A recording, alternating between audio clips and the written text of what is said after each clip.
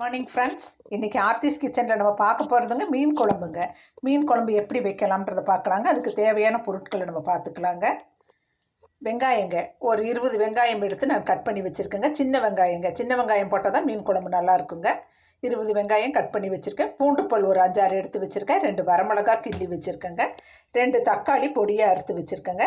தேங்காய் 2 வில்லை, 2 வில்லை மட்டும் போதுங்க, பொடியாக அறுத்து வச்சுருக்கேங்க.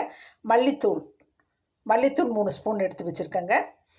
காஷ்மீரி மிளகாத்தூள் 1 ஸ்பூன் எடுத்து வச்சுருக்கேங்க. சாம்பார் தூள் 2 ஸ்பூன் எடுத்து வச்சுருக்கேங்க.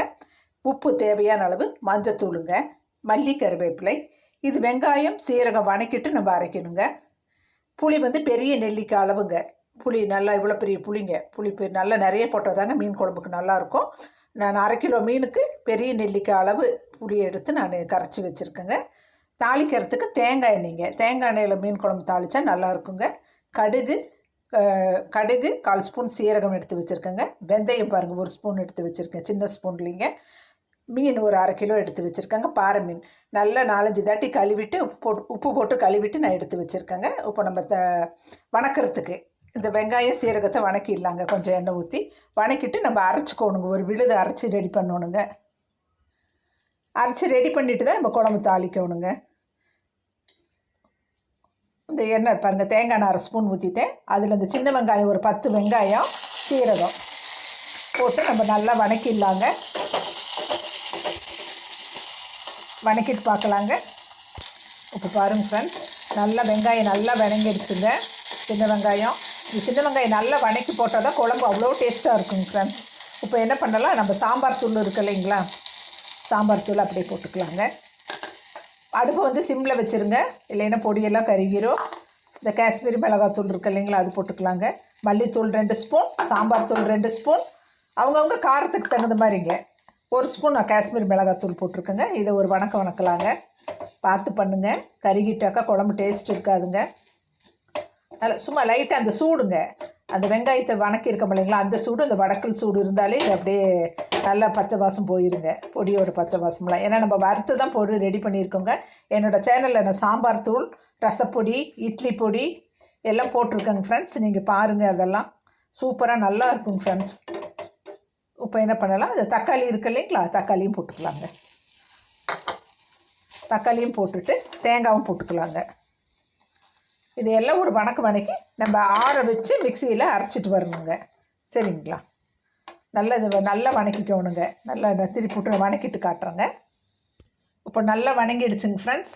இப்போ நம்ம ஆற வச்சு மிக்சியில் போட்டுட்டு வந்துட்டு குழம்பு தாளிக்க ஆரம்பிக்கலாங்க. அடுப்பு ஆஃப் பண்ணிடலாங்க. ஃப்ரெண்ட்ஸ் இங்கே பாருங்கள், ஆறுறது மிக்சியில் போட்டுட்டேங்க. இதில் ஒரு 1/2 டம்ளர் தண்ணிங்க, ஒரு 1/2 டம்ளர் தண்ணி ஊற்றி நம்ம மிக்சியில் அடிச்சிட்டு வந்துடுறோங்க. ஃப்ரெண்ட்ஸ் இப்போ நான் அரைச்சிட்டு வந்துட்டேங்க. இப்போ நம்ம குழம்பு தாளிக்க ஆரம்பிக்கலாங்க. இப்போ பாருங்கள், நான் இப்படி ஒரு கல் சட்டி வச்சுட்டேங்க. இதில் நம்ம எண்ணெய் ஊற்றிக்கலாங்க. இது மீன் குழம்பு வைக்கிறதுக்குன்னு எண்ணெய் வச்சுருக்கேங்க. சூப்பராக இருக்குங்க இதில் மீன் குழம்பு வச்சா. தேங்காய் எண்ணெய் ஒரு 5 ஸ்பூன் இருக்குங்க. தேங்காய் எண்ணெய் ஊற்றிட்டேங்க. மீன் குழம்புக்கு கொஞ்சம் உண்டுன்னு ஊற்றினாங்க சூப்பராக இருக்கும். எண்ணெய் கொஞ்சம் காயிட்டுங்க. இப்போ காஞ்சிருச்சுங்க. அதில் கடுகு, சீரகம், வெந்தயம். கடுகு 1/2 ஸ்பூன், சீரகம் 1/4 ஸ்பூன், வெந்தயம் 1/4 ஸ்பூன், குட்டி ஸ்பூன்லிங்க. பாருங்கள், இது நல்லா பொரியுதுங்க. நல்லா பொரியிட்டுங்க. இப்போ நல்லா செவந்துருச்சுங்க. கடுகு வெந்தயமெல்லாம் பொரிஞ்சிருச்சுங்க. இப்போ நம்ம வெங்காயம், பூண்டு, வரமிளகாய் இதை போட்டுக்கலாங்க.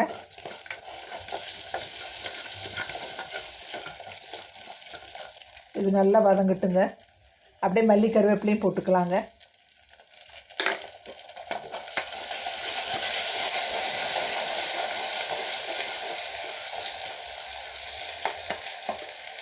நல்லா வதங்கிட்டுங்க. கொஞ்சம் இந்த வதங்கிறதுக்கு மட்டும் கொஞ்சமாக உப்பு போட்டுக்கலாங்க.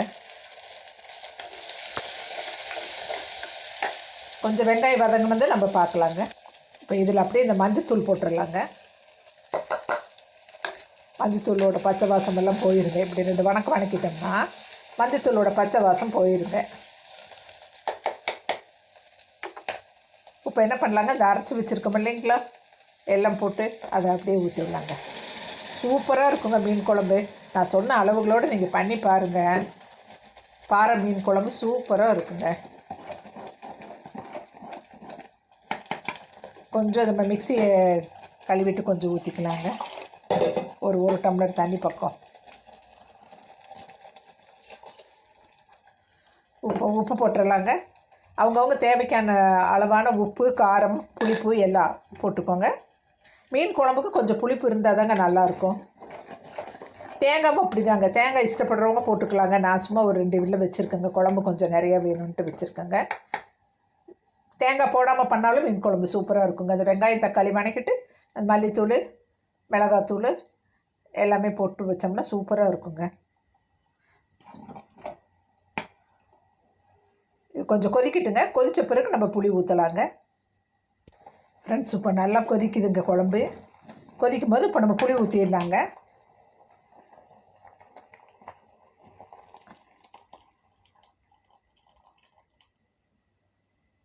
புளியை கழுவிட்டு ஊற வைங்க ஃப்ரெண்ட்ஸ். அதில் மண்ணுக்கு ஏதாச்சும் இருந்தாலும் அதில் வந்துருங்க. ஒரு கழுவிட்டு தான் நம்ம எப்பயுமே ஊற வைக்கணுங்க. இது நல்லா கொதிக்கட்டுங்க. ஒரு 3 கொதி கொதித்த உடனே நம்ம மீனை போட்டுடலாங்க. ஃப்ரெண்ட்ஸ், இப்போ சூப்பராக கொதிச்சிருச்சுங்க குழம்பு. இப்போ வந்து நம்ம மீன் போட்டுக்கலாங்க.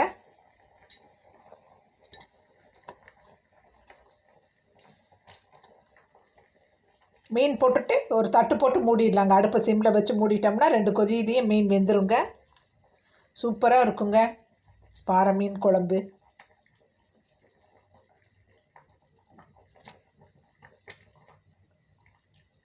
அவ்வளோதாங்க ஃப்ரெண்ட்ஸ். இதை அப்படியே லைட்டாக அமுத்தி விட்டுட்டு நம்ம அப்படியே அடுப்பை சிம் பண்ணிக்கலாங்க. சிம் பண்ணிவிட்டு தட்டு போட்டு அப்படியே மூடிடலாங்க. இது அப்படியே வேகட்டுங்க. கொஞ்சம் பொங்கி வராததுக்கு கொஞ்சம் இப்படி திறந்து வச்ச மாதிரி மூடிடுங்க. இந்த மண் சட்டியில் வச்சா மீன் குழம்பு அவ்வளோ சூப்பராக இருக்கும் ஃப்ரெண்ட்ஸ். இது வேகட்டுங்க, நம்ம பார்க்கலாம். ஃப்ரெண்ட்ஸ், சூப்பராக மீன் குழம்பு ரெடி ஆகிடுச்சுங்க. இப்போ நம்ம டேஸ்டிங் பண்ணலாங்க. ஃப்ரெண்ட்ஸ், சூப்பராக மீன் குழம்பு ரெடி ஆகிடுச்சு. நம்ம டேஸ்ட் பார்க்கலாங்க.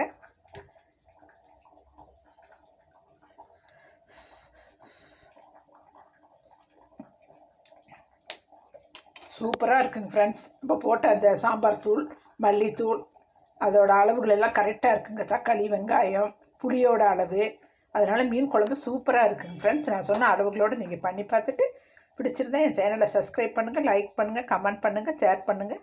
நம்ம அடுத்த நல்லது ஒரு வீடியோவில் சந்திக்கலாங்க. இங்கே பாருங்கள், அந்த கல் சட்டினால் நம்ம அடுப்பை ஆஃப் பண்ணிட்டோங்க. அப்போயே அது கொதிச்சுட்டே இருக்குங்க. அதான் கல் சட்டியில் மீன் குழம்பு வச்சா சூப்பராக இருக்குங்க ஃப்ரெண்ட்ஸ். செம்மையாக பாருங்கள், எண்ணெய் திரண்டு வருது பாருங்கள். நல்லாயிருக்குங்க ஃப்ரெண்ட்ஸ். மீன் போட்டுட்டு ஒரு 3 நிமிஷத்துலேயே வெந்துருங்க ஃப்ரெண்ட்ஸ். அடுப்பு ஆஃப் பண்ணிடலாம். நல்லா குழம்பு கொதிச்ச பிறகு தான் நம்ம மீனை போடணுங்க. பச்சை வாசம் எல்லாம் போன பிறகு தான் மீனை போடணுங்க ஃப்ரெண்ட்ஸ். சரிங்களா? இதே மாதிரி நீங்கள் பண்ணி பாருங்கள்.